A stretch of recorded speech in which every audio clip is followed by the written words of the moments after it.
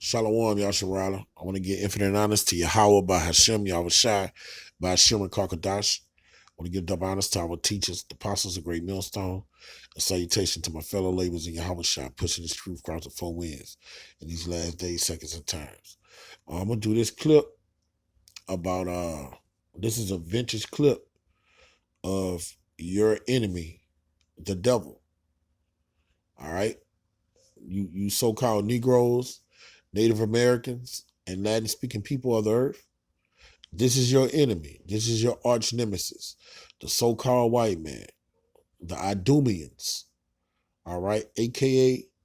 Edomites, all right? This is vintage them, and I'm going to bring out some scriptures to link it up and show you through the spirit that these are your enemies, all right? Now, this is the guy that filmed that shooting, all right? Now he's in hell and hot water. All right. Shit has hit the fan. Now he feels like a victim.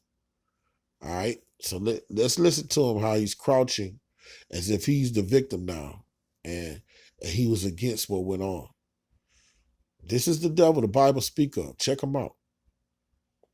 I am not feeling safe at all. I haven't felt safe in at least 3 to 5 days now.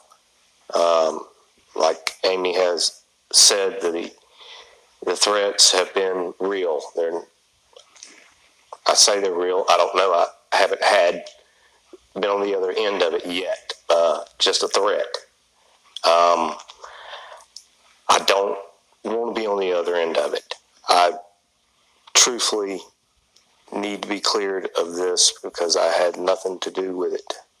You see what I'm saying? How you going to be cleared of it? This is Leviticus 5:1. If a soul sin and hear the voice of swearing, and is a witness, whether he have seen or known of it, if he do not utter it, then he shall bear his iniquity. Where was this guy 3 months ago? All right.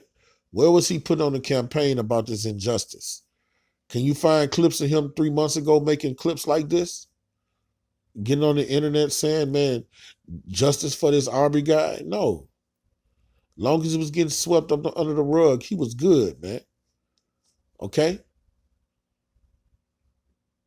Now he want to be cleared of it because it's getting all of this notoriety, and hell's coming down on him. This is a vintage devil.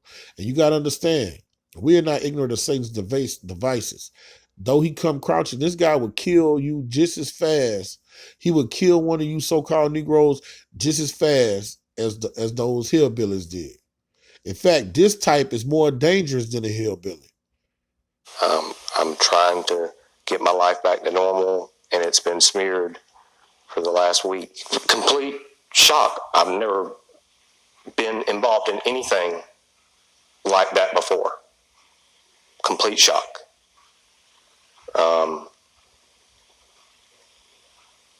I didn't know how to feel.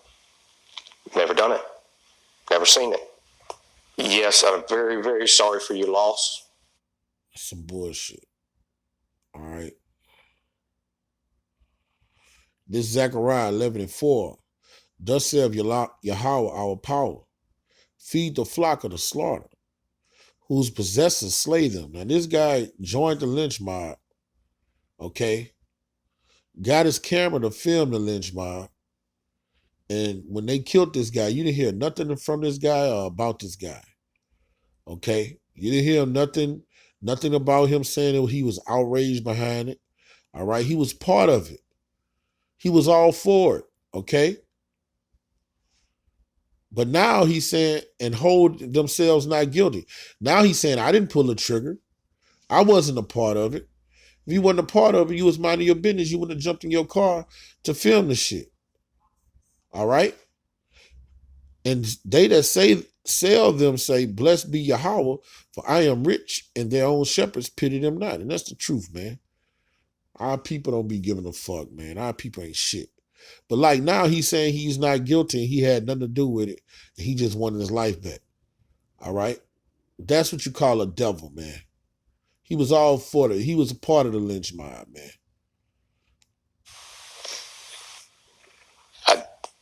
I don't know what else to say, I know there's nothing else I can say. I'm very sorry for your loss. Besides losing my job, my livelihood. You see, that's what it's about. He don't give a fuck about a nigga dying. All right? He don't give two shits about a nigga dying and a nigga get killed. He's all for that. The reason he's tripping is because his livelihood has been fucked with. Now he's telling you the truth. You fucked up his income. Okay? This is Sirach 12 and 10. Never trust thine enemy, for like his iron rusteth, so is his wickedness. All right? Though he humble himself and go crouching. That's what you see right now. Yet take good heed and beware of him. And thou shalt be unto him as if thou wiped the looking glass. And thou shalt know that his rust have not been altogether wiped away. Okay? And that's talking about this guy, man. All right? Though he's crouching, all right? Have you ever painted over rust without sanding it? Let me tell you what happens. If you see rust and you just go throw some wet paint over it, over time, that rust is going to come through that paint. You have to first sand rust down. So that's what the scripture is talking about. As iron rusteth, all right, so is his wickedness. All right, rust ain't going nowhere. It's like cancer, okay? You have to expel, you have to cut cancer out of the body. If you don't cut it out the body and you just dress it up, it's there. That anger, that resentment, that hate is always there, even though he's so-called covering it up, masking it. Okay? You got to beware of a guy like this. He don't mean none of the shit he's telling his family. But this is the sad part. The so-called Negroes, this guy's family will forgive this guy and love him in the name of the beloved Jesus Christ. We are to forgive our enemies. Just misunderstanding, mangling the scriptures, man, not understanding them. All right? And guess what? This guy would turn around and do to Arby's family what he did them. He'll slaughter the whole family.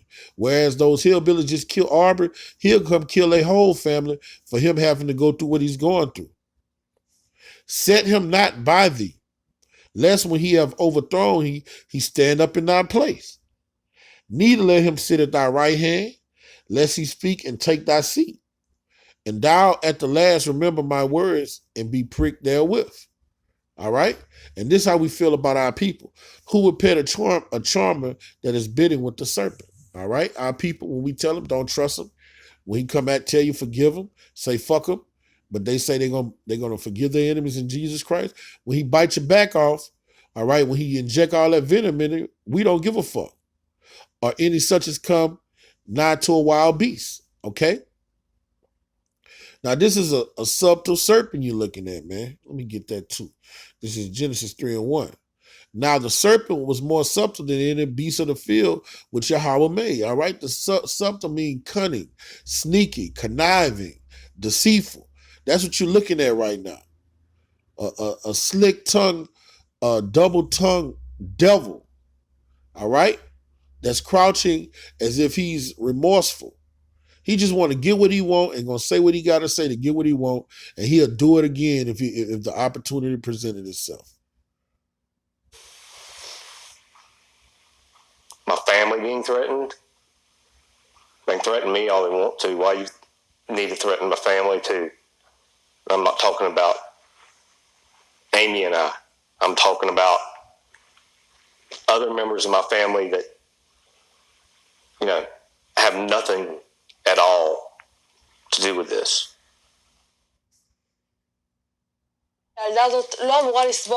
Okay. Let me get this is what this devil did our people, man. He came crouching just like that. He say, forgive me, I had nothing to do with it. I never seen no shit like that before. And he's full of shit. This is Psalms 55 and 21.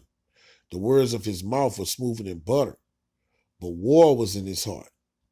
His words were softer than oil, yet were they drawn swords. Now this is how he's actually feeling. I gotta go through all this. I gotta lose my job because of a fucking nigger. I wish all of them were dead, but I'm gonna say what I gotta say so I could get my job back and make some money and people stop threatening him. Nobody's probably even threatening his family, man. This dude live in an all-white community, man. This dude, nobody's probably even threatening his family. He probably mad because he lost his job for some reason, man. If he lost his job, okay? This is the devil the Bible speaker. You can't believe nothing that comes out of this devil's mouth, man. All right? This is John 8:44. Okay? Ye of your father the devil, and the lust of your father you will do. Now let's see what the lust of the so-called white man that he does. He's a murderer from the beginning. We just seen him commit murder in cold blood, all right? And abode not the truth. Now he's lying about it, all right? Because if you were there, you weren't trying to stop it. You was filming it. You seen him with the guns. You ain't jump out and say, put up those guns.